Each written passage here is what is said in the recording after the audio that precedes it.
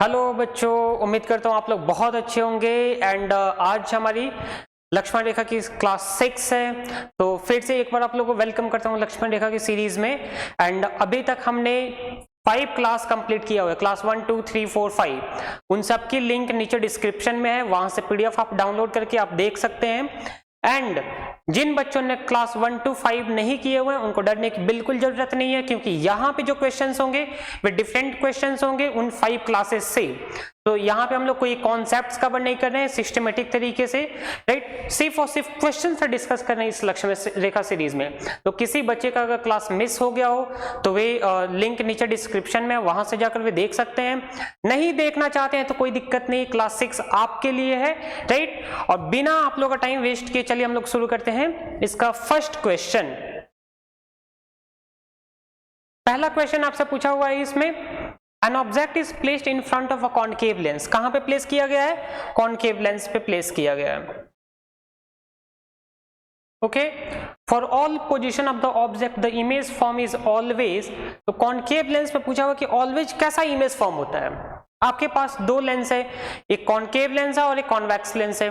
आप दोनों के केस आपको पता होगा, कॉन्वेक्स लेंस में 6 पोजीशंस में इमेज फॉर्म होते हैं एंड कॉनकेव में कितने में फॉर्म होते हैं? सिर्फ और सिर्फ 2 कंडीशन होते हैं, एक इन्फिनिटी और इन्फिनिटी ऑप्टिकल सेंटर के बीच में कहीं पे भी रख दो तो बनेगा। कॉनकेव में 2 में फॉर्म होते हैं लेकिन सेम साइड फॉर्म होता है, वर्चुअल फॉर्म होता है, डिमिनिश फॉर्म होता है एंड कैसा होता है? इरेक्ट फॉर्म होती है। तो देखो रियल तो फॉर्म होगा नहीं यहाँ पे, क्योंकि कॉनकेव में ऑल पोजीशन रियल फॉर्म नहीं होता है, रियल नहीं होगा। वर्चुअल होगा, यहाँ पे भी रियल दिया हुआ है, रियल नहीं होगा।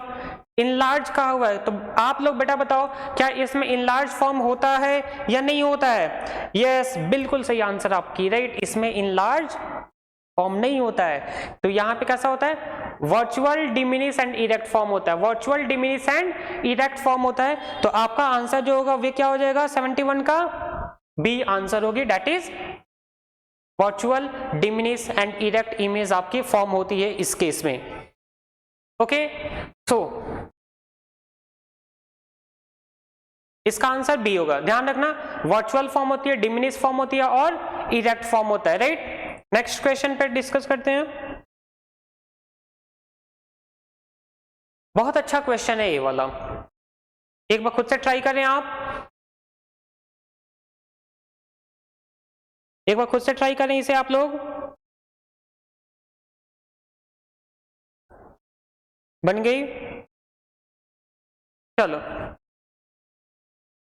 पूछा होता a ray of light starting from air passes through a medium A of refractive index 1.50, enters medium B refractive index 1.33 and finally enters medium C of refractive index 2.42. If this ray emerges out in air from C, then for which of the following pairs of medium is the bending of light least?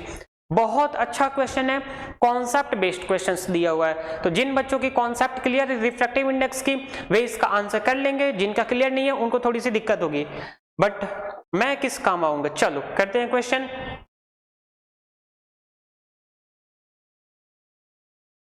ये कोई यहाँ पे एक मैं बड़ा सा medium बना देता हूं। कहा हुआ है एक रे ऑफ लाइट है, राइट।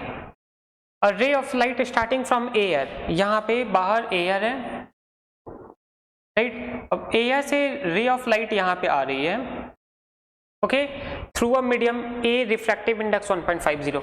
यहाँ पे एक मीडियम है, दैट इज मीडियम ए, और इसमें क्या हो रही है? इंटर कर रही है, राइट। रे ऑफ लाइट क्या कर रही है? इंटर कर रही है। मीडियम है 1.50 मान लो ऐसे इंटर की, और इसका रिफ्रैक्टिव इंडेक्स 1.50। एयर का रिफ्रैक्टिव इंडेक्स आपको पता होता है 1.003, सो अप्रॉक्स हम 1 कर सकते हैं। तो a ray of light starting from air passes through medium A, right. Air से मीडियम ए में गई, enters medium B of refractive index 1.33।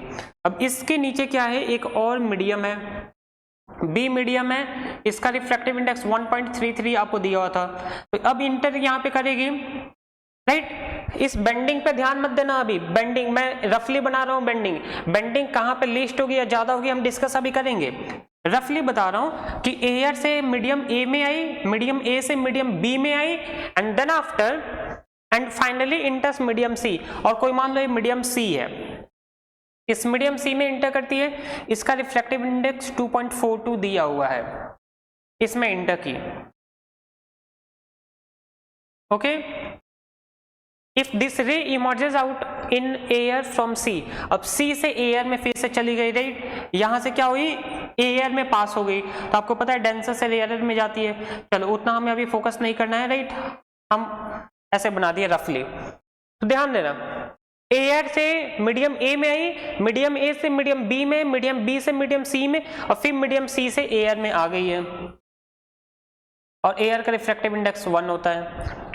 अब आपसे क्वेश्चन पूछा हुआ है, emerges then for which of the following pairs of media the bending of light is least, किस medium में सबसे कम बेंड हुआ होगा, आपसे रे ऑफ लाइट पूछा हुआ है। आपको पता है कि अगर रिफ्रैक्टिव इंडेक्स इंक्रीज होती है, रिफ्रैक्टिव इंडेक्स जैसे इंक्रीज होगी तो वैसे ही बेंडिंग भी क्या होती है, लाइट बहुत ज्यादा बेंड करने लगता है, बेंडिंग भी इंक्रीज करती है।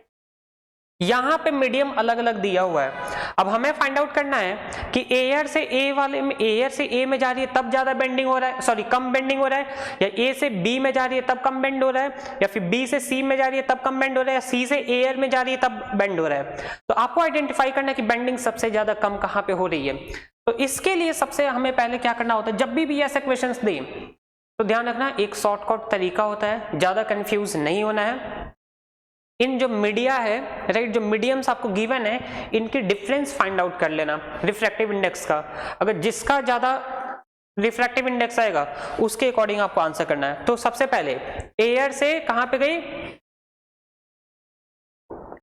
एयर से ए मीडियम में गई, तो एयर के रिफ्रैक्टिव इंडेक्स 1 होता है, राइट, फर्स्ट केस में बना रहा हूं मैं, चलो मैं ऐसे कर लेता हूं, राइट, एयर का 1 - 1.50, इसका रिफ्रैक्टिव इंडेक्स 1, इसका 1.50, डिफरेंस क्या आया 0.50 आपको ये मिला, ओके।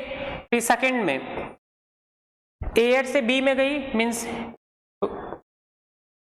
इसका डिफरेंस क्या मिलेगा 1.50 माइनस कर लो इसका रिफ्रैक्टिव इंडेक्स, आपको मिल जाएगा 0.17, इन दोनों के बीच का डिफरेंस मिला। थर्ड में फाइंड आउट करो, बी से सी में इंटर की है, बी से सी में इंटर किया तो क्या है 2.42, माइनस 133 अगर आप करते हैं 1.33 तो यू विल गेट 1.09 अप्रॉक्स, इतना ही मिलेगा। एंड फोर्थ में सी से एयर में, मींस मीडियम सी से एयर में गई, तो यहाँ पे अगर रिफ्रैक्टिव इंडेक्स आप अगर माइनस करते हो तो आपको मिलेगा 1.42। तो ध्यान रखना, आपसे जितनी भी मीडियम में कहा हुआ है कि लाइट पास कर रही है, तो आपको उनके डिफरेंस से निकालना है कि जो रिफ्रैक्टिव इंडेक्स है, जो दो मीडियम आपको गिवन है, उनका डिफरेंस क्या होगा, एंड उसी डिफरेंस में आपको देखना है कि सबसे कम डिफरेंस किसका आया हुआ है। यहाँ पे 0.50 है, यहाँ पे 0.17 है, 1.0, तो आप देखोगे तो आपको मिलेगा डिफरेंस, यहाँ पे सबसे कम किसका आया हुआ है डिफरेंस, इनका आया हुआ है। इट मीन्स ये क्या होंगी, बहुत कम बेंड होंगी, यही पूछा हुआ था। Then for which of the following pairs of media the bending of light is least, किसमें सबसे कम बेंड होगा, तो जिसका डिफरेंस बहुत कम होगा उसमें क्या होंगी, बेंडिंग बहुत कम होंगी। तो मीडियम के डिफरेंसेस में क्या रिफ्रैक्टिव इंडेक्स है, सारी की सारी डिफरेंस दिया हुआ है, यहाँ पे 0.5 है, यहाँ पे 1 है, यहाँ पे 1.42 है, इट मीन्स यहाँ पे ज्यादा डिफरेंट बेंडिंग होने वाली है। इस केस में क्या होगा, बेंडिंग कम होगा। तो कब, जब A टू B पास करिए, कब, जब A टू B पास करिए। तो 4 ऑप्शन है, 4 ऑप्शन में आपका कौन सा आंसर इसका सही होगा, राइट, बिल्कुल सही, दैट इज B। तो ऐसे क्वेश्चंस भी बोर्ड में आते हैं, तो ध्यान रखना है आपको, ऐसे क्वेश्चंस जब भी आए तो घबराना नहीं है, राइट, आपको ये ट्रिक्स आपको काम आएंगी, ओके। अब बैठना मत एक एक कैलकुलेट करने, राइट, कि किस में होगा, नो, आपको क्या करना है, सबकी डिफरेंसेस फाइंड आउट कर लेनी है कि जब एयर से ए में आई तब डिफरेंस क्या हुआ, ए से बी में गई फिर डिफरेंस क्या हुआ, बी से सी में गई फिर डिफरेंस क्या हुआ, सी से एयर में गई फिर डिफरेंस क्या हुआ। जिसमें डिफरेंस कम मिलेगी उसमें लाइट की बेंडिंग बहुत कम होगा। चलो, कोई डाउट इस क्वेश्चन में?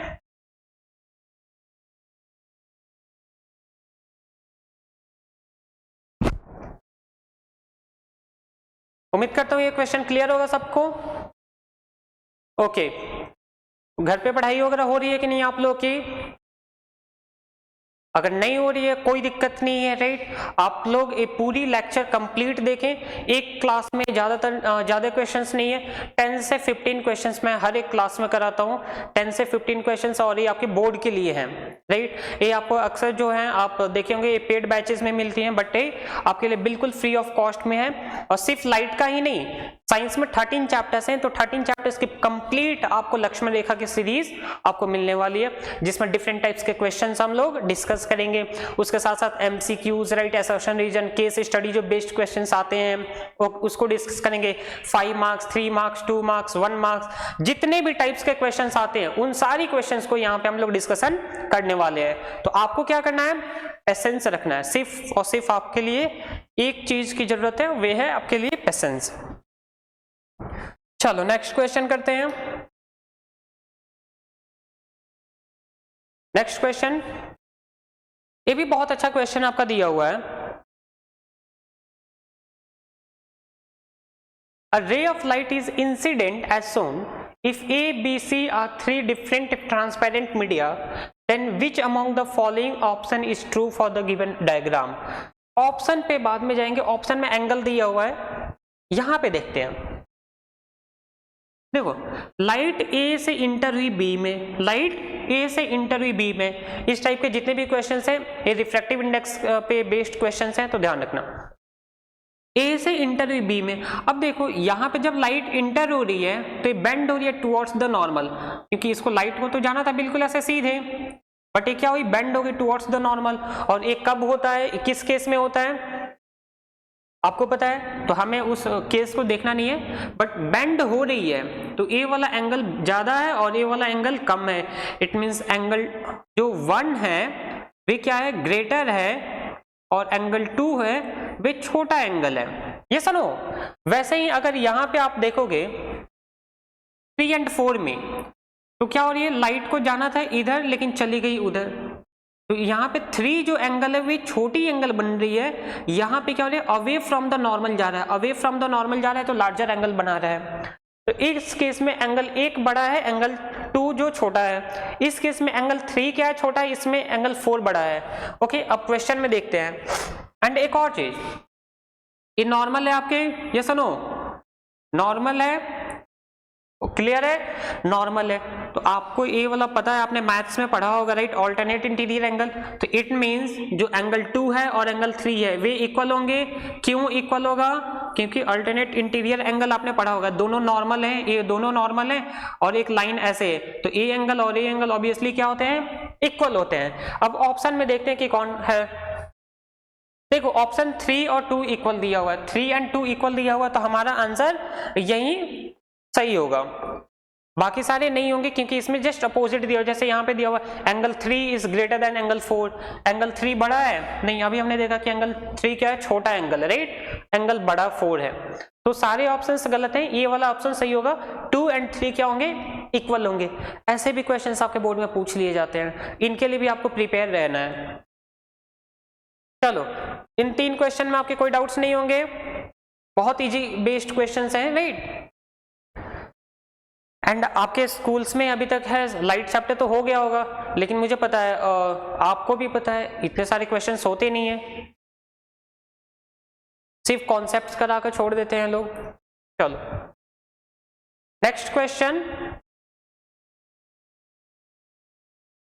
डायग्राम देख के बच्चे डर गए होंगे कि सर कहाँ से क्वेश्चंस ला दिए, राइट, ये तो लग रहा है मून से क्वेश्चन लेकर। मून पे क्वेश्चन थोड़े ही होते हैं, इधर क्वेश्चन है हमारे यहाँ।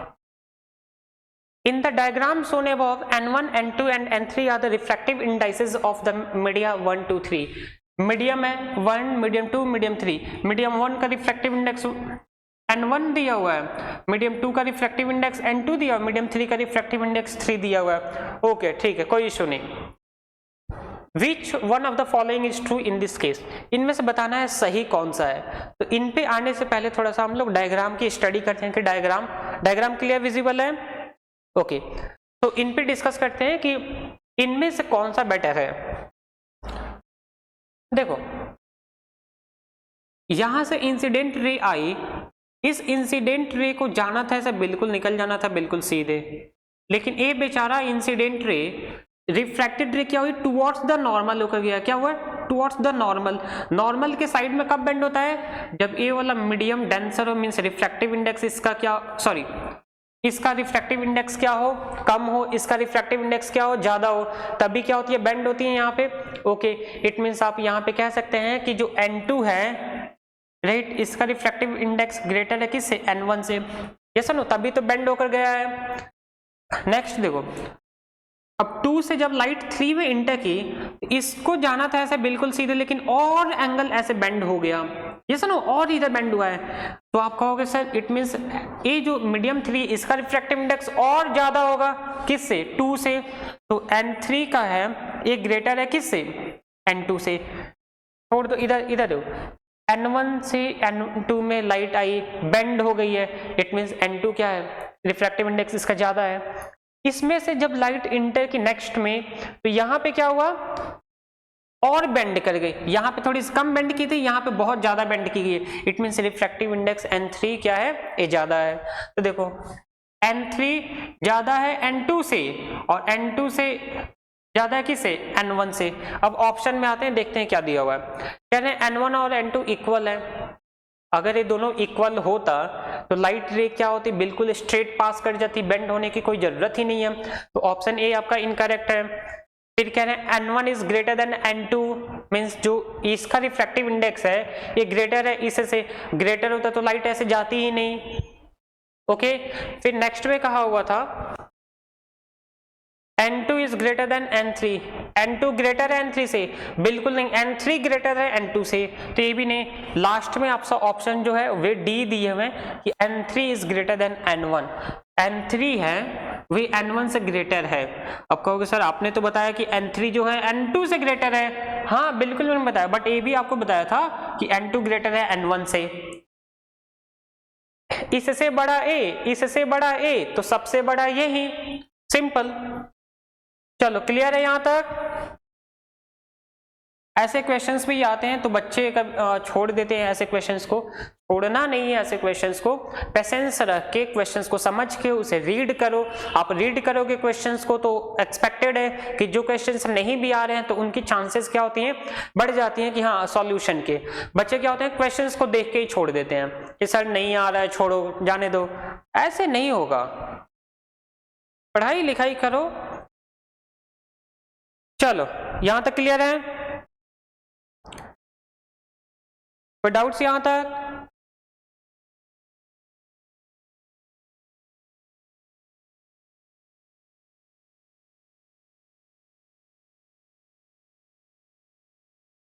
चलें फिर नेक्स्ट क्वेश्चन पे आते हैं।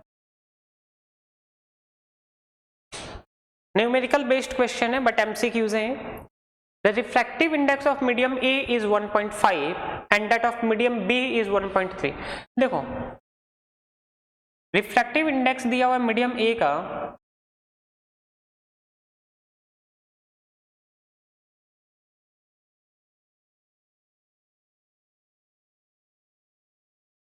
A का रिफ्रैक्टिव इंडेक्स दिया हुआ है 1.5, B का रिफ्रैक्टिव इंडेक्स दिया हुआ है 1.33 दिया हुआ है। Okay if the speed of light in air, air में कहा हुआ है कि स्पीड ऑफ लाइट क्या है,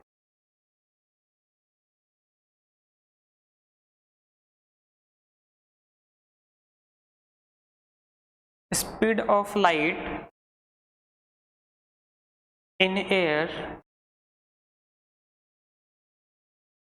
3 × 10⁸ मीटर पर सेकेंड, ये आपको गिवन है।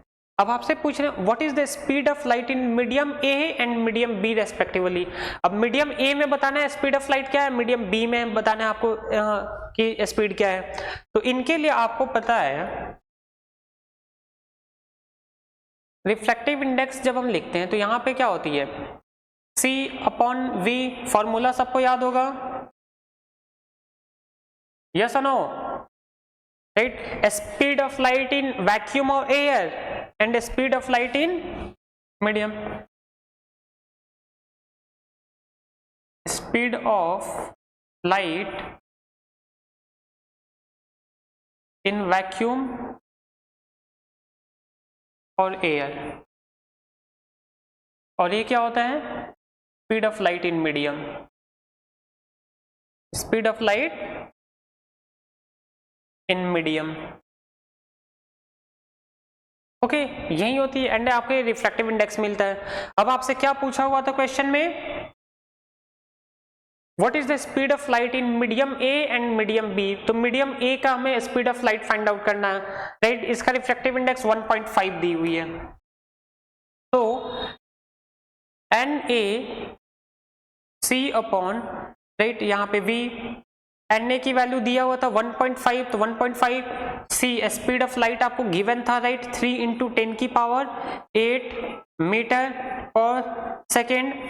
एंड ये आपका जो मीडियम है, मैं यहाँ पे लिख देता हूँ ए, मीडियम ए के लिए यहाँ पे मेंशन, क्योंकि आपसे ये पूछा हुआ था कि what is the speed of light in medium ए, तो मैं ए से रिप्रेजेंट कर देता हूँ कि speed of light in medium ए आपका ये गिवन होगा।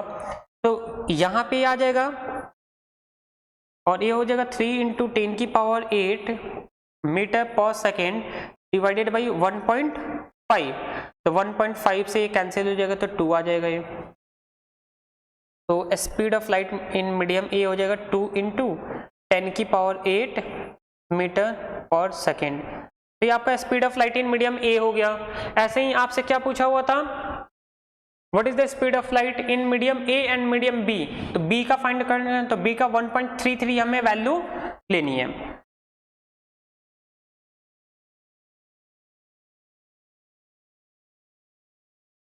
तो बी का फाइंड आउट करना है, तो सी अपॉन वी बी, बेस में बी इसलिए सब्सक्रिप्ट में लिखा हूं सो डेट हमें पता हो कि हाँ क्या गिवन है। तो 1.33 इसका रिफ्रैक्टिव इंडेक्स दिया हुआ था। स्पीड ऑफ लाइट क्या होती है, 3 × 10⁸ मीटर पर सेकेंड होता है, एंड यहाँ पे हमें ये फाइंड आउट करना है।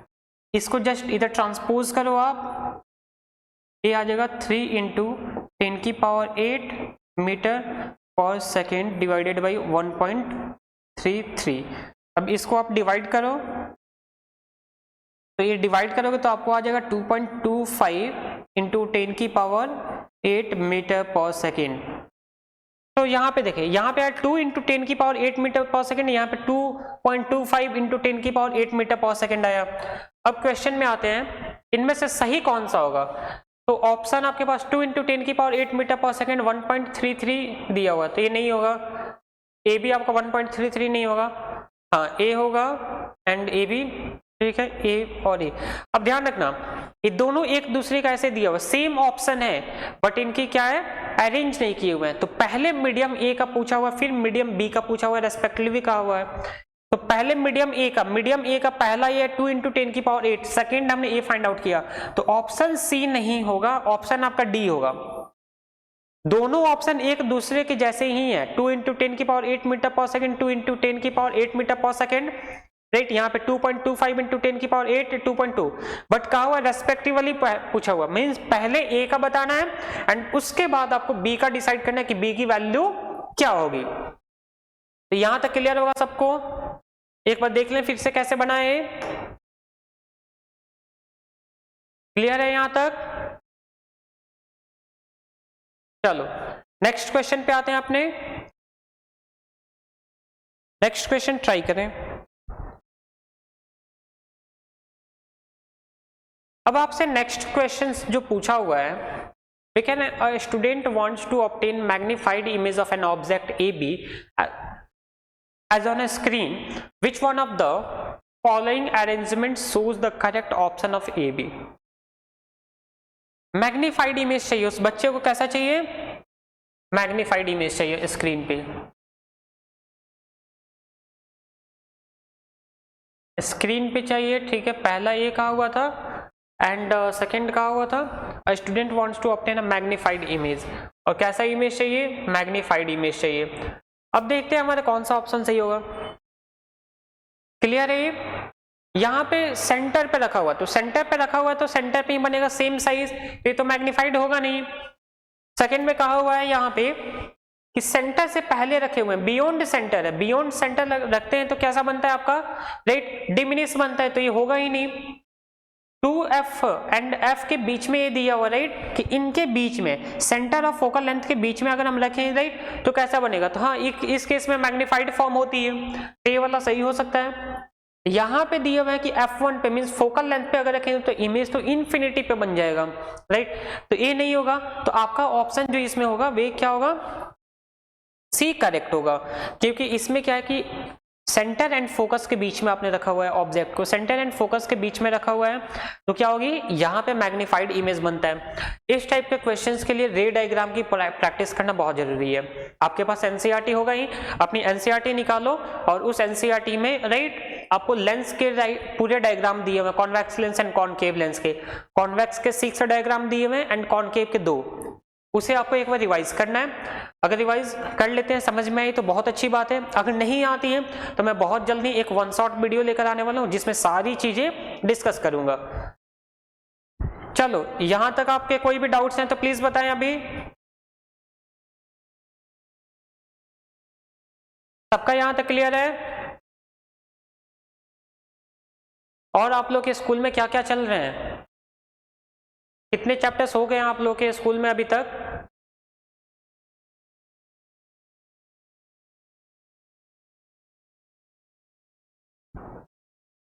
बहुत सारे चैप्टर्स हो चुके होंगे, मुझे पता है कि अभी तक तो हो गए होंगे, बट क्वेश्चंस की प्रैक्टिस करना आपको बहुत इंपॉर्टेंट है आप सबके लिए, और रीजन आपको क्लियर नहीं होगा। चलो अपने क्वेश्चन पे आते हैं 77। The following diagram shows the use of an optical device to perform an experiment of light as per the arrangement so the optical device is likely to be a, देखो एक optical device है, इसके अंदर रखा हुआ है और इसका एक्सपेरिमेंट के लिए यूज किया जा रहा है, एक्सपेरिमेंट के लिए यूज करना है। अब इस पे जब रे ऑफ लाइट को पैरेलल पास किया गया, रेज ऑफ लाइट यहाँ पे पैरेलल आई, तो इसको देखा गया कि क्या हो रही है? डाइवर्ज हो रही है। जब रे ऑफ लाइट क्या हो रही है? डाइवर्ज हो रही है, तो पहले बताओ कि क्या इसके अंदर क्या रखा गया होगा? तो ऑप्शन कह रहे हैं कॉनकेव मिरर। कॉनकेव मिरर नहीं होगा। अब रीजन, क्योंकि कॉनकेव मिरर अगर होगा तो रेज दूसरी साइड में नहीं पास होती हैं, सेम साइड में रिफ्लेक्ट हो जाती हैं, जबकि यहाँ पे तो रिफ्रैक्शन हो रही है, मींस लाइट क्या हो रही है? क्रॉस करके जा रही है, तो कॉनकेव मिरर नहीं हो सकता है। कॉनकेव लेंस, चलो देख लेते हैं। कॉनकेव लेंस आपका राइट आंसर होगा, क्योंकि इसके अंदर अगर हम कॉनकेव लेंस ऐसे रखते हैं, राइट, तो रेज क्या होती है? डाइवर्ज हो जाती हैं, तो कॉनकेव लेंस इसका आंसर सही है। बट अदर दो को चेक कर लेते हैं। कॉन्वेक्स मिरर दिया हुआ है, सेम कॉन्वेक्स मिरर नहीं होगा, क्योंकि मिरर, राइट, पीछे तो रेज जाएंगी नहीं।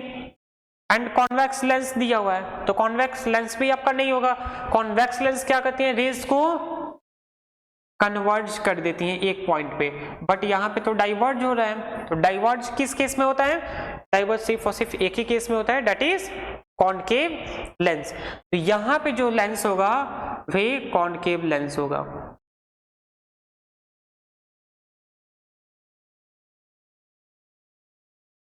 इसके अंदर कॉनकेव लेंस को रखा गया होगा, तभी ऐसे क्या करिए? डाइवर्ज हो रही है। क्लियर है यहां तक? चलो नेक्स्ट क्वेश्चन।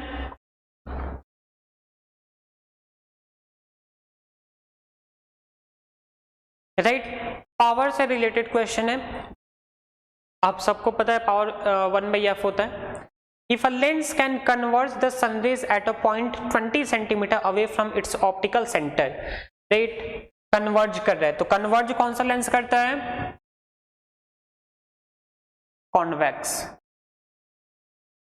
कॉन्वेक्स लेंस होगा, तभी कन्वर्ज कर रहा है। कितने दूर पे कर रहा है? 20 सेंटीमीटर पे, मींस इसका जो फोकल लेंथ हो गई वे फोकल लेंथ दे दी है 20 सेंटीमीटर। एंड कॉन्वेक्स की फोकल लेंथ क्या होती है? पॉजिटिव और नेगेटिव? पॉजिटिव होता है।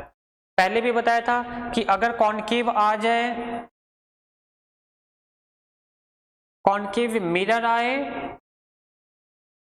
या फिर लेंस, इनका जो फोकल लेंथ होता है वो नेगेटिव में होता है, तो ऐसे शो कर दें। या फिर कॉन्वेक्स आ जाए, कॉन्वेक्स मिरर आपका हो या फिर लेंस, ये आपका पॉजिटिव होती है।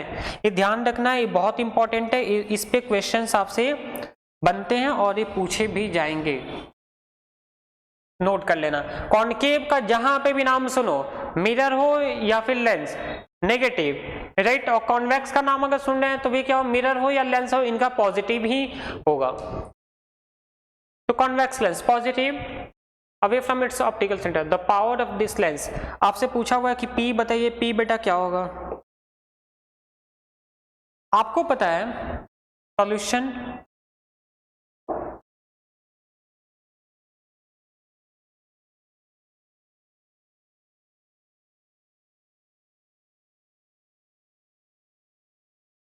पावर क्या होता है, रेसिप्रोकल ऑफ फोकल लेंथ होती है, ओके।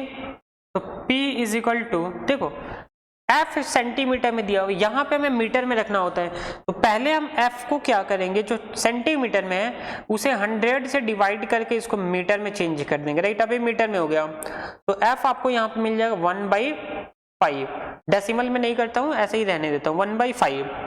तो F की वैल्यू आ गई प्लस 1/5।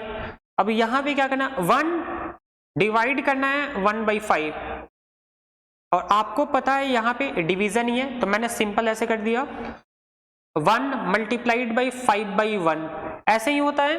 तो आप इसको जब सॉल्व करोगे तो आपको ये मिलेगा 5 डायोप्टर, ये प्लस 5 डायोप्टर आपकी आंसर आएंगी, तो ध्यान रखना आप।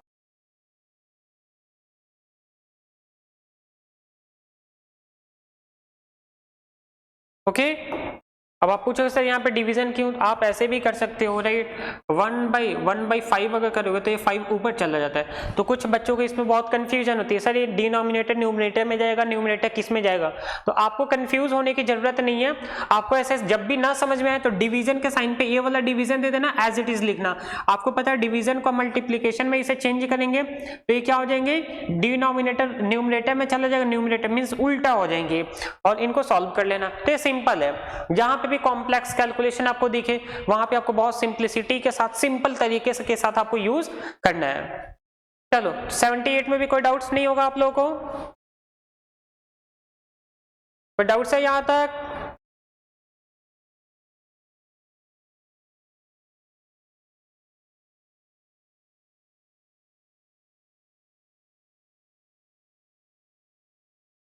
चलिए नेक्स्ट क्वेश्चन पे आते हैं, डेट इज 79।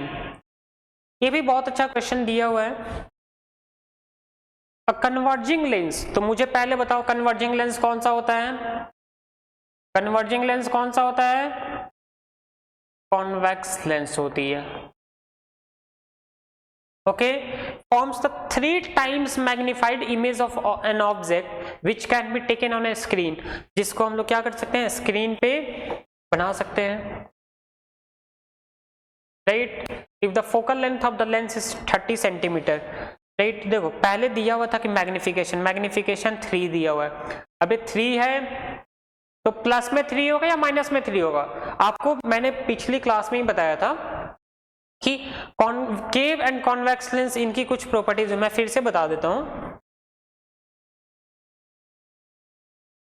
कॉनकेव लेंस की जो मैग्निफिकेशन होगी वे प्लस में होगा, ओके। एंड जो कॉन्वेक्स का होगा, तो कॉन्वेक्स में, कॉन्वेक्स लेंस की 2 केस आती हैं। जो पहला केस आता है अगर इमेज रियल बन रहा है, तो रियल के टाइम पे मैग्निफिकेशन क्या होगी, नेगेटिव होगी। अगर इमेज आपका वर्चुअल बन रहा है तो मैग्निफिकेशन आपकी पॉजिटिव होगी। तो इसको भी याद करके रखना, ये आपके बहुत काम आने वाले हैं, ओके। कॉनकेव लेंस में पॉजिटिव होती है, कॉन्वेक्स लेंस में रियल के केस में नेगेटिव एंड वर्चुअल के केस में पॉजिटिव ये होता है, ओके। सो यहाँ पे कहा हुआ है स्क्रीन पे बन रहा है, स्क्रीन पे बनेगा तो ऑब्वियसली रियल होगा, तो रियल होगा तो मैग्निफिकेशन माइनस में होगी, ओके। फिर कहा हुआ था if the focal length of the lens is 30 centimetre, F की वैल्यू दिया हुआ है क्या, 30 सेंटीमीटर है। फोकल लेंथ पॉजिटिव होती है negative, obviously positive. Then the distance of the object from the lens, तो यू पूछा हुआ है। देखो आपके लिए काम आसान हो जाता है अगर इसमें v भी अगर दिया होता, v नहीं गिवन है, v नहीं गिवन है, आप सोचोगे सर लेंस फॉर्मूला तो हमें पता है 1/v minus 1/u is equal to 1/f होता है, ओके। अगर उसमें कोई 2 गिवन है तो हम थर्ड वाला फाइंड आउट कर लेते हैं, बट इस केस में तो है ही नहीं, एक ही वैल्यू दी हुई तो दो कैसे होंगे? तो ध्यान रखना, इसके लिए आपको क्वेश्चन में थोड़ी सी हिंट दी हुई है, और वे हिंट किस में दिया हुआ है? मैग्निफिकेशन में दिया हुआ है। तो मैग्निफिकेशन आप सबको पता है, m is equal to v upon u होती है। यहाँ पे -3 इज इक्वल टू वी की वैल्यू नहीं पता है हमें, ओके ऐसे ही रहने दे, u की भी नहीं पता है तो u, यहाँ से v का वैल्यू फाइंड आउट कर लोगे तो -3u आ जाएगी, ओके तो यहाँ से आपको ये वैल्यू मिल गई, v की वैल्यू मिल गई कि -3u है, ओके सो f मिल गया, v मिल गया। अब आपको क्या करना है? By using lens formula. यहाँ पे घबराना नहीं है सर, u मिली, u की वैल्यू तो पता नहीं है, बट क्या है कि u के टर्म्स में मिला हुआ है, जितना भी डिस्टेंस होगा ऑब्जेक्ट का उसका 3 टाइम्स डिस्टेंस होगी आपकी इमेज की डिस्टेंस होगी, तो इस रिलेशन से हमको ये मिल रहा है, तो कोई इश्यू नहीं है, जब हम सॉल्व करेंगे तो वहां पे हमारी वैल्यू मिलने वाली है। तो again by using lens formula 1/v minus 1/u gives 1/f, ये आपको वैल्यू देंगे, ओके उसके बाद क्या होगा? 1/v माइनस 3u यहाँ पे पुट करेंगे, एंड u की वैल्यू हमें नहीं पता है, हमें तो फाइंड आउट करना है, तो u यहाँ पे होगी, एंड 1/f, f कितना गिवन है? f 30 सेंटीमीटर गिवन है, तो f 30 सेंटीमीटर यहाँ पे रख लो, माइनस, अब आप सोचोगे सर -3u एंड u की वैल्यू हम एलसीएम कैसे लें, राइट? तो -3u है और यहाँ पे u गिवन है, कोई इशू नहीं है, यहाँ पे माइनस को इधर बुला लो, कोई इशू, कोई दिक्कत नहीं, कर सकते हैं सर। अब एलसीएम लो, 3u और u का एलसीएम क्या हो जाएगा? 3u ही होगा, 3u से 3u 1 टाइम में तो 1, u से u कैंसिल, तो ये माइनस आपको 3 मिलेगा यहाँ पे, एंड इट गिव्स 1/30। इसको और आगे सॉल्व करें,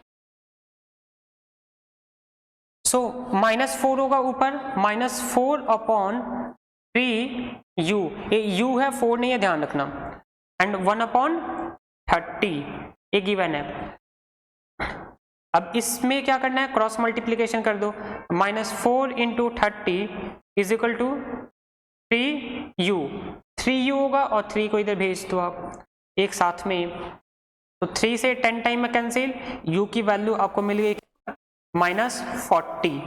सो हम कहाँ पे प्लेस करना पड़ेगा? हमें 40 सेंटीमीटर लेफ्ट साइड में हमें प्लेस करना पड़ेगा। 40 आंसर गिवन था, यस बिल्कुल सही था आपका, -40।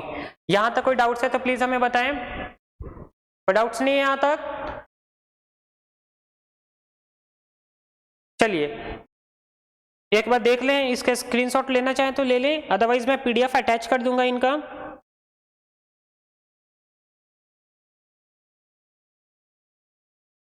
हो गई?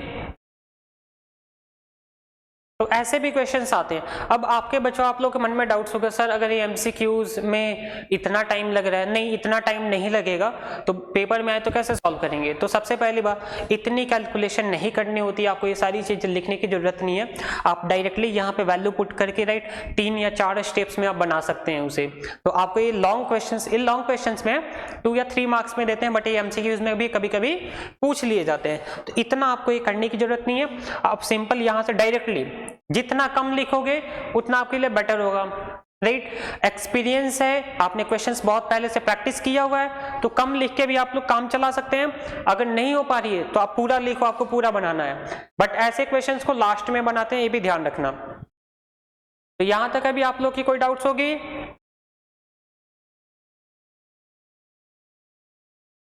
और बेटा इतना मन लगाकर पढ़ाई करो, इतना पढ़ाई करो ना कि आपके पेरेंट्स आपको कहें कि नहीं बेटा अभी नहीं पढ़ना है। ऐसा कभी पेरेंट्स को मौका ना दें, आपके पेरेंट्स को आप लोग को कहते हैं कि बेटा पढ़ लो पढ़ लो पढ़ लो, नहीं, आप खुद से इतना पढ़ाई करो, इतना करो कि आपके पेरेंट्स आपको मना करें कि नहीं बेटा अभी रहने दो, अब रेस्ट कर लो, राइट? तब समझना कि मैं पढ़ाई कर रहा हूँ, बहुत अच्छे से पढ़ाई कर रहा हूँ। लेकिन आप लोग की तो आधी जीवन इंस्टाग्राम पे चली जाती है, थोड़ी सी आधी जीवन स्नैपचैट पे चला जाता है, आधी जीवन फेसबुक लेकर चले जाता है, राइट? आधी जीवन कहीं और चली जाती हैं। तो ये जो इधर इधर जीवन जा रही है ना, उसको समेटो, एक जगह पे करो एंड फोकस करो इन सारी चीजों को रख के। चलो नेक्स्ट क्वेश्चन करें, दैट इज क्वेश्चन नंबर 80। बहुत इजी क्वेश्चन है, असर्शन रीजन के क्वेश्चन हैं। बच्चों को एक और डाउट्स आती है, आप सबको एक डाउट्स आता है, राइट सर असर्शन मैं आइडेंटिफाई कर लेता हूँ, रीजन भी आइडेंटिफाई कर लेती हूँ या कर लेता हूँ, राइट, बट मुझे ये नहीं समझ में आता है कि रीजन करेक्ट एक्सप्लेनेशन है कि नहीं। बच्चों को दोनों समझ में आती है, असर्शन भी समझ में आ गया, रीजन भी समझ में आ गया, बट प्रॉब्लम ये होती है कि सर क्या ये करेक्ट एक्सप्लेनेशन है कि नहीं ए का।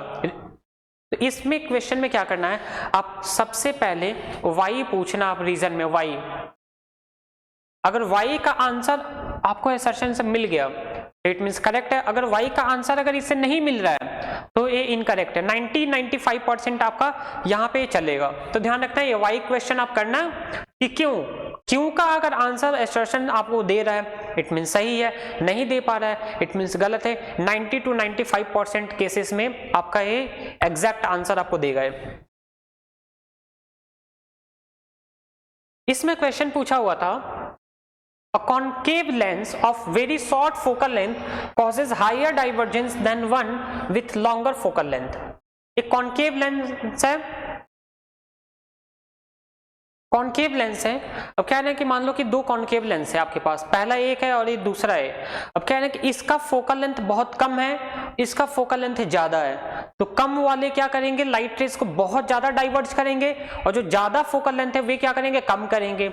एक मैं डायग्राम से आपको बता देता हूँ, जैसे कॉन्केव है राइट, इसका मान लो फोकल लेंथ इधर दिया हुआ है राइट, तो रेज यहाँ पे आएंगी तो ये ऐसे डाइवर्ज होंगी, यस नो, इधर रेज ऐसे ही तो ऐसे पूरी डाइवर्ज होंगी, तो कितना इतने वाइडर पे बने हुए हैं। बट अगर इसी को मैं ऐसे बना लूं राइट, कॉन्केव इधर फोकल लेंथ इधर कर देता हूं, रेज आई यस नो, ये क्या होंगे डाइवर्ज, इनको कराओ ऐसे, तो रेज ऐसे आई थी, देखो यहाँ पे कितना बेंड हो रहा है, इधर जा रहा है, बट यहाँ पे देखो थोड़ी सी, फिर मान लो दूसरी रेज ऐसे आई तो बस ऐसे थोड़ी बहुत डाइवर्जेंस हो रही है। तो इस क्वेश्चन में कहा होता कि जिसका फोकल लेंथ क्या हो कम है उसमें डाइवर्जेंस ज्यादा होती है, तो हमने देखा यस ज्यादा होती है, लेकिन जिसका फोकल लेंथ बहुत ज्यादा दिया हो, कॉन्केव की बात कर रहे हैं, तो उसमें डाइवर्जेंस कम होती है। और concave lens of very short focal length causes higher divergence than one with longer focal length. तो ये बिल्कुल असर्शन आपकी सही दे रही है, असर्शन आपका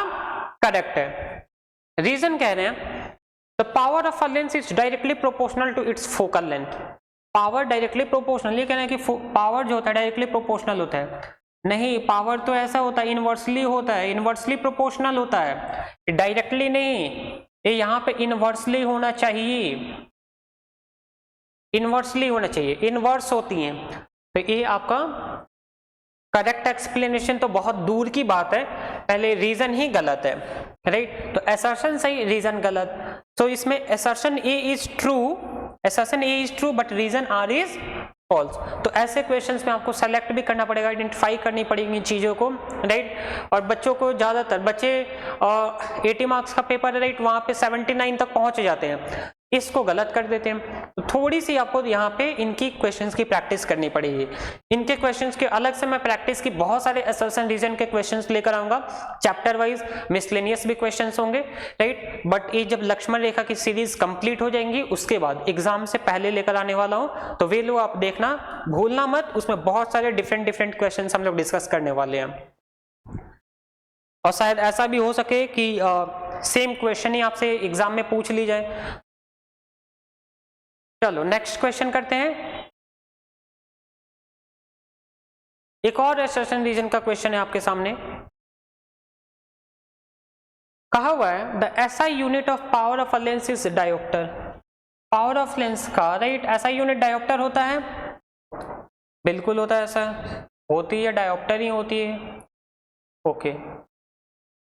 रीजन कह रहे हैं the power of a concave lens is positive and that of convex lens is negative. Concave lens देखो पावर होता है 1/f ओके। अभी कह रहे हैं the power of a concave lens is positive, concave lens की पॉजिटिव पावर होगी। देखो कॉन्केव लेंस मैंने बताया था, कॉन्केव लेंस राइट। इसका जो फोकल लेंथ होता है वो नेगेटिव में होता है, और कॉन्वेक्स लेंस होती है, कॉन्वेक्स लेंस होता है इसका फोकल लेंथ पॉजिटिव होती है। अगर हम पावर यहाँ पे फाइंड आउट करें तो बताओ मुझे, कॉनकेव का फाइंड करेंगे तो माइनस में आएगा, और कॉन्वेक्स के लिए क्या आएगा, पॉजिटिव में आएंगे यहाँ पे, यस नो। ये होगा, ये किसके लिए होगा, कॉनकेव का, और ये किसके लिए होगा, कॉन्वेक्स का।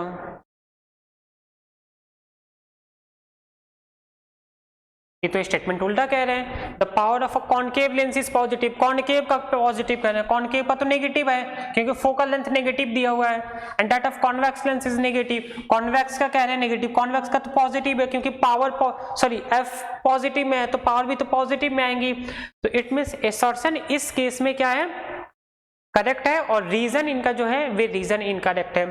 तो assertion A is true but reason R is false. ऐसे भी क्वेश्चंस में बच्चों को याद होती है कि पावर कॉनकेव का क्या होता है, राइट, पॉजिटिव होती है, नेगेटिव होती है, कॉन्वेक्स का क्या होता है, पॉजिटिव या नेगेटिव होती है, बट होती क्या है, जब क्वेश्चंस उनके सामने आते हैं ना, तो प्रैक्टिस की वजह से, प्रैक्टिस नहीं किए होते उनकी वजह से क्या होते हैं, कंफ्यूज हो जाते हैं और गलत करके आ जाते हैं। और बहुत सारे बच्चों की मिस्टेक्स, मैं उनकी पेपर देखता हूं, जब आंसर शीट मेरे पास आती है तो आंसर शीट देखता हूं बच्चों को, देख बहुत सारी गलत, PA1 में हो या फिर PA2 में हो, या फिर मिड टर्म की जो पेपर होती है, या प्री बोर्ड 1 होता है, प्री बोर्ड 2 होती है, प्री बोर्ड 3 होती है, या फिर अदर्स जो पेपर होती हैं स्कूल्स की, बच्चे सीट लेकर आते हैं अपने, दिखाते हैं, गलतियां बहुत छोटी छोटी गलतियां होती हैं, राइट, और उनको आंसर आता भी है फिर भी गलत करके आते हैं, और उसका एक ही रीजन है कि कंसंट्रेट ना करना अपने आप को। तो कंसंट्रेशन भी बहुत जरूरी है इस चीज के लिए। ओके, यहां तक 81 में आपको कोई दिक्कत नहीं हुआ होगा, 81 में कोई दिक्कत। चलिए नेक्स्ट क्वेश्चन पे करें, मूव करें।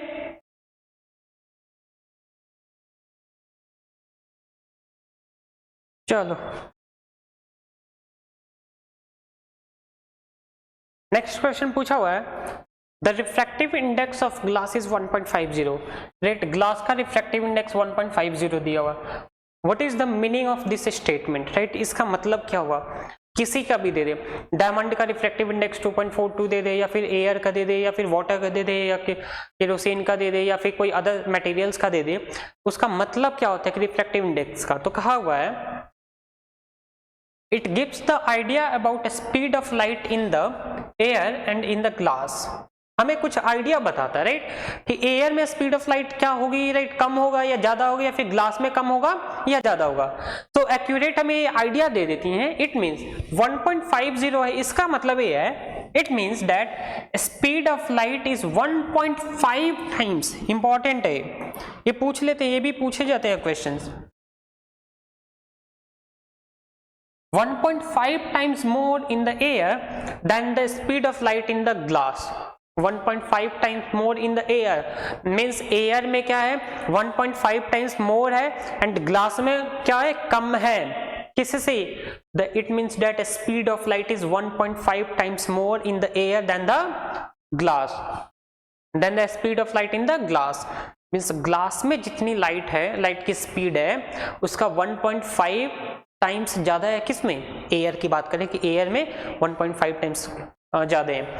फॉर एग्जांपल के लिए मान लो कि ग्लास में स्पीड क्या है आपका 2 है, एग्जांपल के लिए, तो एयर में क्या है, तो इसका 1.5 टाइम्स है, 1.5 टाइम्स का मतलब हुआ 3, इट मींस कि अगर ग्लास में 2 है तो एयर में 3 है स्पीड, राइट, कि 1.5 टाइम्स एक्स्ट्रा कर देंगे। तो ध्यान रखना, इसको जस्ट अपोजिट भी कह सकते हैं, जैसे ग्लास में जो स्पीड ऑफ लाइट होती है, वे ग्लास में स्पीड ऑफ लाइट होती है 2 × 10⁸ मीटर पर सेकेंड, और जो आपकी एयर में स्पीड ऑफ लाइट होती है वे आपको पता है 3 × 10⁸ मीटर पर सेकेंड। अगर ग्लास का हम रिफ्रैक्टिव इंडेक्स निकालें, राइट, RI ऑफ ग्लास अगर हम फाइंड आउट करें तो क्या करना होता है, ग्लास को नीचे रखते हैं जिसका फाइंड आउट करना होता है, एंड एयर की स्पीड ऑफ लाइट ऊपर, सो एयर का क्या है 3 × 10⁸ मीटर पर सेकेंड है, यस और नो, यस, एंड ग्लास का क्या है आपका 2 दिया हुआ है, राइट, 2 × 10⁸ मीटर पर सेकेंड, मीटर पर सेकेंड कैंसिल, 10 की पावर 8, 10 की पावर बचा 3/2, 3/2 को डिवाइड करोगे तो 1.5 मिलेगा। तो आपको यहाँ पे जो वैल्यू मिली रिफ्रैक्टिव इंडेक्स वे 1.5 मिली। यही तो कह रहा था कि जब भी ये दिया हुआ इट मींस क्या है, रिफ्रैक्टिव इंडेक्स जो गिवन है तो स्पीड ऑफ लाइट की उनकी रेशियो का गिवन है। Means speed of light air में क्या था, स्पीड ऑफ लाइट ग्लास में क्या था, तो स्पीड ऑफ लाइट एयर और ग्लास का ही तो दिया हुआ है 1.5 है। इनका जो रेशियो आएगा वे रेशियो क्या होगा 1.5 देगा। तो यही 1.5 कह रहे हैं कि एयर में 1.5 टाइम्स ज्यादा है ग्लास से। तो इस क्वेश्चन को देखकर भी आप लोग इसको सॉल्व कर सकते हैं कि हाँ क्या हुआ। यहां तक कोई डाउट्स है आप लोग के, समझ में आया रिफ्रैक्टिव इंडेक्स की रिफ्रैक्टिव इंडेक्स क्या होता है। तो ये बेसिकली क्या दिए हुए हैं, इनकी रेशियोज दे रहे हैं और रिफ्रैक्टिव इंडेक्स पे भी क्वेश्चंस पूछते हैं आपसे, right. Refractive index of glass दे दिए आपको, एयर का पूछ दिया, स्पीड ऑफ लाइट क्या होगा, राइट, वैक्यूम में दे दिए आपसे, केरोसिन में पूछ देंगे, किसी अदर चीजों में पूछ लेंगे। तो रिफ्रैक्टिव इंडेक्स का एक बहुत अच्छा एक क्वेश्चन है। चलो नेक्स्ट क्वेश्चन देखते हैं क्या है। What is meant by power of a lens. Power of a lens क्या होती है, आपको पता है power is the degree of convergence, degree of convergence, कितना लाइट को कन्वर्ज कर रहा है या फिर कितना डाइवर्ज कर रहा है of a light rays achieve by a lens. एक लेंस है, कितनी लाइट को डाइवर्ज कर रही है, कितनी कन्वर्ज कर रही है, उसी को हम लोग उनकी पावर कहते हैं। या फिर इसको ऐसे भी डिफाइन कर देते हैं, it is the defined as the reciprocal of its focal length. Reciprocal of its focal length means 1/f। ये पावर का फॉर्मूला होता है, पावर की फॉर्मूला है 1/f, राइट। ये क्या है, पावर की formula P is equal to 1/f आपको गिवन है। इससे एक चीज हम निकाल सकते हैं, सोचो कि अगर फोकल लेंथ हम क्या करें कि ज्यादा कर दें, राइट, इफ f को हम क्या करें, इफ f इंक्रीजेस, f को इंक्रीज करें, अगर फोकल लेंथ बढ़ा रहा हूं मैं 2 किया, फिर 3 किया, फिर 4 किया, फिर 5 किया, फिर 6 किया, 7, 10, 20, 80, 90, 100, तो क्या होगी, वैल्यू कम आएगी। वैल्यू क्या आएगी, कम आएगी।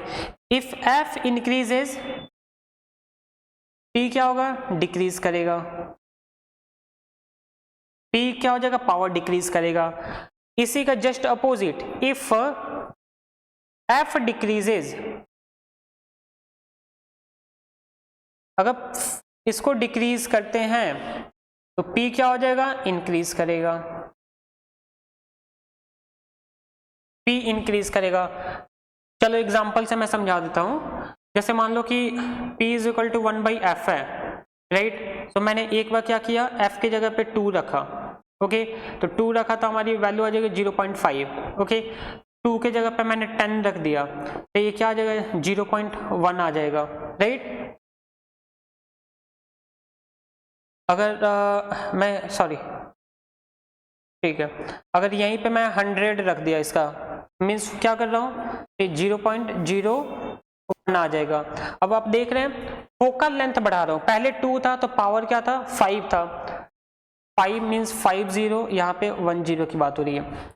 तो यहाँ पे 50 था, 10 किया मीन्स फोकल लेंथ बढ़ाया तो पावर कम हो गया, फोकल लेंथ और बढ़ाया तो पावर और होगी। फोकल लेंथ और बढ़ा देता हूँ, राइट, 1000 कर देता हूँ मैं, तो पावर क्या हो जाएगी, 0.01 हो जाएगी। देख रहे हैं जैसे जैसे फोकल लेंथ बढ़ा रहे हो वैसे वैसे पावर क्या हो रही है, पावर डिक्रीज हो रही है। जस्ट इसका अपोजिट अगर दूसरी करूं मैं, P is equal to 1/f, second क्या है, हमें फोकल लेंथ को डिक्रीज करना है। मान लो फोकल लेंथ हमारे पास है 100, तो आपका आ जाएगा 0.01। अब फोकल लेंथ को मैंने 50 किया यहाँ पे, राइट, अगर 50 कर रहा हूं मैं तो यहाँ पे क्या आ जाएगा, 0, ये तो कैंसिल होंगे नहीं यहाँ पे, राइट, 50 किया हुआ है तो 0. क्या आ जाएंगे, 2 आ जाएगा, क्योंकि एक 0 लगेगा फिर एक 0 लगेगा तो 0.02। यहाँ पे अगर मैं कर दूं 50 से मैं 10 करता हूँ, राइट, ये क्या आ जाएगा, 0.1 आ गया। तो आप देख रहे हैं कि ऐसे, राइट, जैसे जैसे मैं क्या कर रहा हूँ, पावर फोकल लेंथ मैं कम कर रहा हूँ, राइट, तो फोकल लेंथ अगर कम कर रहा हूँ तो पावर आपकी क्या होती जा रही है, पावर कम होती जा रही है। यहां तक किसी को कोई डाउट, नो। तो इस स्टेटमेंट से मीन्स इस कैलकुलेशन से हम लोग ये कह रहे हैं कि अगर फोकस इंक्रीज होगी तो पावर डिक्रीज होगी, फोकस डिक्रीज होगा तो पावर इंक्रीज होगा। यहाँ पे P1 कर लो, यहाँ पे P2, कंफ्यूजन होगा नहीं तो आपको लगेगा कि एक ही है P4 और यहाँ पे P5, यहाँ पे P1, P2, P3, P4, right. तो आप ऐसे कंक्लूजन एक डिराइव कर सकते हो कि हाँ यहाँ पे एक्चुअल में क्या हो रही है। कोई डाउट्स इस क्वेश्चन में? नो। चलो क्लियर है। तो पावर ऐसे भी क्वेश्चन पूछ लेते हैं कि फोकल लेंथ अगर हम इंक्रीज करें तो पावर क्या होगा, राइट। फोकल लेंथ को डिक्रीज करें तो पावर क्या होगा, न्यूमेरिकल्स में भी आपको दे देते हैं। तो आपको ध्यान रखना है इस स्टेटमेंट के, इन दोनों स्टेटमेंट को ध्यान रखना, आपको आपके लिए काम आसान हो जाएगा। नेक्स्ट है State Snell's law of refraction of light. Write an expression for the absolute refractive index of a medium in terms of speed of light. Snell का लॉ बताना है, राइट। तो आपको Snell का लॉ क्या बताया गया था यहाँ पे? इन्होंने कहा होता कि साइन आई अपॉन क्या होता है, साइन आर, एक कांस्टेंट होते हैं। ये क्या होते हैं, कांस्टेंट होते हैं, राइट। किसने कहा था, बताया था स्नेल ने। मींस क्या हुआ कि the ratio of sine of angle of incidence to the sine of angle of reflection is constant, right. आप लोग लिख लें, मैं बोल देता हूं, the ratio of sine of angle of incidence to the sine of angle of reflection is constant होते हैं, ओके। और ये क्या है, आई क्या है यहाँ पे, angle of incidence, angle of incidence, और आर क्या है, एंगल ऑफ रिफ्रैक्शन। आप लोग लिख लेना, ओके। सो आई क्या है, एंगल ऑफ इंसिडेंस है, और जहां पे आर आपका क्या है, angle of refraction, angle of refraction है। और इनका एक कहा हुआ था कि एक आपको क्या बताना है, एक रिलेशन भी बताना है। तो आपको पता है रिफ्रैक्टिव इंडेक्स हम जब भी फाइंड आउट करते हैं तो C बाई V करते हैं, यही करते हैं ना। रिफ्रैक्टिव इंडेक्स जब भी फाइंड आउट करते हैं तो क्या करते हैं, C बाई V करते हैं। जहां पे आपका C क्या है, speed of light, speed of light in vacuum और एयर, और V यहां पे क्या है, speed of light in medium. यहां पे I क्या था, angle of incidence, angle of incidence, और आपका R क्या था, angle of reflection, angle of refraction, angle of refraction. यहां तक कोई डाउट्स है? No. So angle of incidence and angle of refraction. अब रिलेशन दिखा देना, ये वाला रिलेशन आप दिखा सकते हैं, राइट। ये क्या दिया हुआ है, कोई इशू? इसको स्टेट में लिखना हो, स्टेटमेंट में the ratio of sine of angle I, the ratio of sine of angle I, right, is इनकी जो रेशियो होती है साइन ऑफ आई और साइन आर का रेशियो क्या होती है, कांस्टेंट होती है। तो ये भी आप बता दोगे तो आपका ये काम चल जाएगा। यहां तो कोई डाउट्स है तो प्लीज बताएं। नो। तो ध्यान रखना ऐसे क्वेश्चंस रेयरली पूछे जाते हैं, राइट। ये उन बच्चों के लिए स्पेशली कभी कभी पूछ देते हैं क्योंकि देखो बोर्ड के पेपर में सारे बच्चे बैठते हैं, मींस एवरेज, बिलो एवरेज, जो सबसे मींस जो बैक बेंचर हैं वो भी बैठते हैं, जो टॉपर्स हैं वो भी बैठते हैं, सब बैठते हैं। तो बोर्ड को पेपर इस तरीके से डिजाइन करना होता है कि सबके लिए बेनिफिशियल हो।